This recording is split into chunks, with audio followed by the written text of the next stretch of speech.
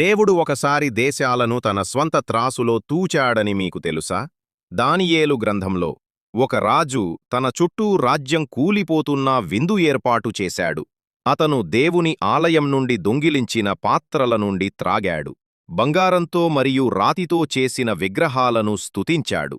అతను పవిత్రమైన వాటిని అపహాస్యం చేశాడు. కాని పరలోకం గమనిస్తూనే ఉంది. అప్పుడు ఒక చెయ్యి అతనికి కనిపించి రాజభవనం గోడపై రాసింది. దానిని ఎవరూ చదవలేకపోయారు, ఎవరూ వివరించలేకపోయారు. దానియేలు వచ్చి మెనే మెనే టేకల్ ఉఫార్సిన్ అని చెప్పేవరకు వారికి తెలియలేదు. దీని అర్థం ఏమిటంటే, నిన్ను త్రాసులో తూచగా నీవు లోపం గలవాడవుగా కనబడితివి. అదే రాత్రి బబులోను పడిపోయింది. బలంతో కాదు, సైన్యాలతో కాదు, తీర్పు ద్వారా. ఎందుకంటే మనిషి దాచిన దాన్ని దేవుడు కొలుస్తాడు. ఆయన గర్వాన్ని చూస్తాడు, ఆయన అన్యాయాన్ని చూస్తాడు.